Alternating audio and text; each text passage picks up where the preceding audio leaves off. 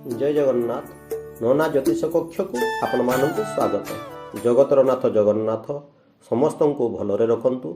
2025 मसीहा सुख शांति रे बीतेई जाऊ। आसंतु जानिबा 2025 मसीहा जानुआरी मास तुला बिच्छा धनु मकर कुंभ मीन राशि राशिफल विषय रे। प्रथमे जानिबा तुला राशि विषय रे। कार्य सफल हेबा संगे संगे बिना बाधारे आगे जीवे। आय उत्तम हेबो। चाकरी रे स्वाभिमान बजाई रखिबार संभावना अछि। नारी माने कर्मपरायणा होई प्रशंसित हेबे। पिला माने पाठ पढ़ारे आगे जीवे। आर्थिक स्थिति संतोषजनक हेबो। आत्मीय शत्रुता और गृह जागा जमी बाड़ी संक्रांतीय समस्या किंबा पारिवारिक समस्यार समाधान रे सफल अर्जन करिवे। सरकारी कर्मचारी बहुत भल समय भोग हेबो और घरोई संस्थार कर्मचारी माने सहयोग पाइबे। शारीरिक सह मानसिक शांति देखा देबो।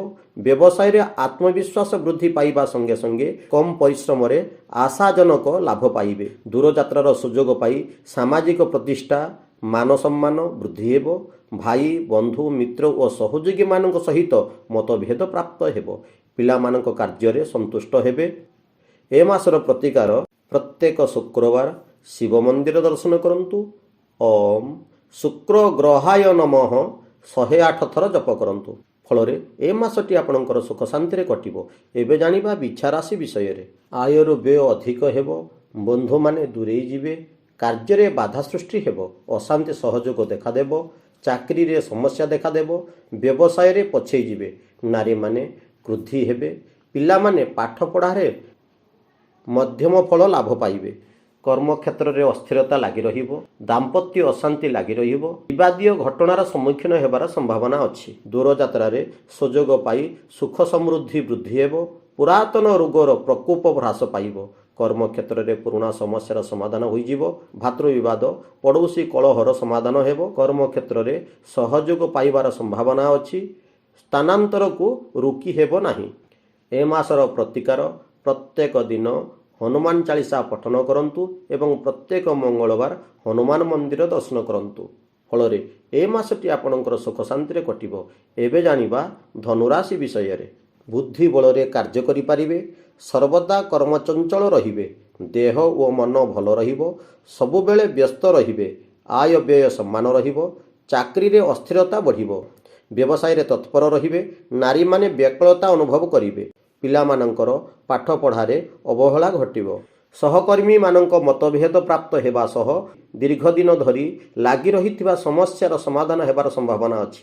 विद्या रे उन्नति घटिबा सह प्रतियोगिता परीक्षा और साक्षात्कार रे जययुक्त हेबार संभावना अछि।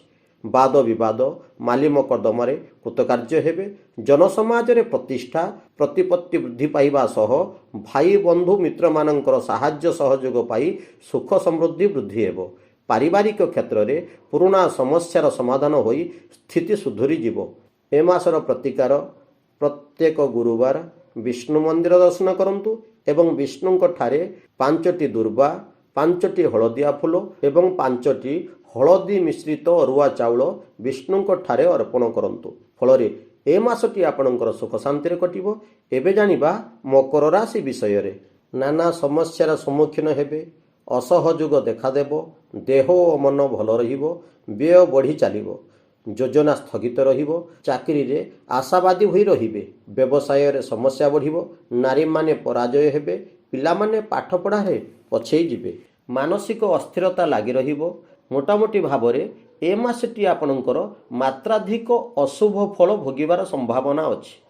ए मासर प्रतिकार प्रत्येक शनिवार हनुमान मंदिर दर्शन करंतु एवं प्रत्येक दिन हनुमान चालीसा पठन करंतु। फलरे ए मासटी आपणकर सुख शांति रे कटिबो।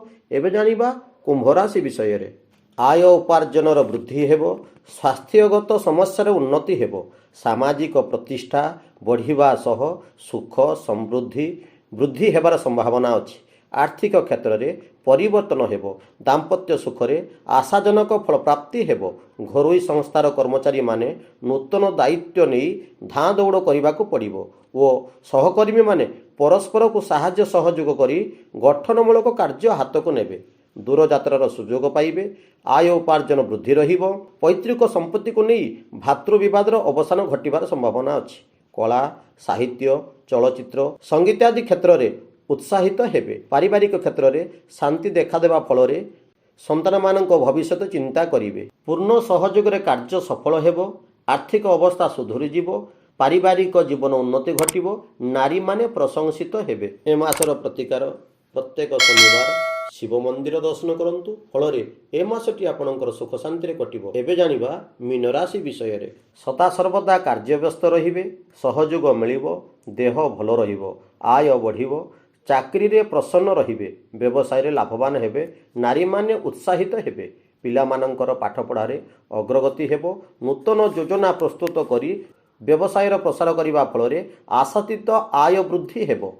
ଶତ୍ରୁମାନଙ୍କୁ ପରାସ୍ତ କରି ଯେକୌଣସି କାର୍ଯ୍ୟରେ ହାତ ଦେଇ ସଫଳ ହେବେ। ବାଦ ବିବାଦ, ମାଲି ମକଦ୍ଦମା, କ୍ରୀଡ଼ା, ପ୍ରତିଦ୍ୱନ୍ଦିତା, ପ୍ରତିଯୋଗିତା, ପରୀକ୍ଷା ଓ ସାକ୍ଷାତକାରରେ କୃତକାର୍ଯ୍ୟ ହେବେ। ଜାଗା, ଜମି, ଗୃହୋପକରଣ କ୍ରୟ କରିବେ। ଧାର୍ମିକ ଓ ସାମାଜିକ ଉତ୍ସବରେ ଯୋଗ ଦେଇ ପ୍ରଶଂସିତ ହେବେ।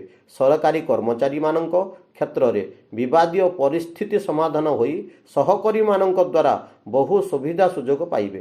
ଦାମ୍ପତ୍ୟ ଜୀବନ ସୁଖମୟ ହେବ। ରାଜନୀତି କ୍ଷେତ୍ରରେ ଅଧିକରୁ ଅଧିକ ଲୋକ ସମର୍ଥନ ପାଇ ସଫଳ ହେବେ ଓ ଶତ୍ରୁମାନଙ୍କୁ ମୁକାବିଲା କରିପାରିବେ। ଏ ମାସର ପ୍ରତିକାର ପ୍ରତ୍ୟେକ ଗୁରୁବାର ବିଷ୍ଣୁ ମନ୍ଦିର ଦର୍ଶନ କରନ୍ତୁ। ଫଳରେ ଏ ମାସଟି ଆପଣଙ୍କର ସୁଖ ଶାନ୍ତିରେ କଟିବ। ଜୟ ଜଗନ୍ନାଥ। ମୋ କଥାଟି ଯଦି ଆପଣମାନଙ୍କୁ ଭଲ ଲାଗିଥିବ ମୋ ଚ୍ୟାନେଲଟିକୁ ଲାଇକ୍ ଏବଂ ସେୟାର କରିବା ପାଇଁ ଭୁଲିବେ ନାହିଁ। ଯେଉଁମାନେ ସବସ୍କ୍ରାଇବ୍ କରିନାହାନ୍ତି ଦୟାକରି ମୋ ଚ୍ୟାନେଲଟିକୁ ସବସ୍କ୍ରାଇବ୍ କରିଦେବେ। ଜୟ ଜଗନ୍ନାଥ।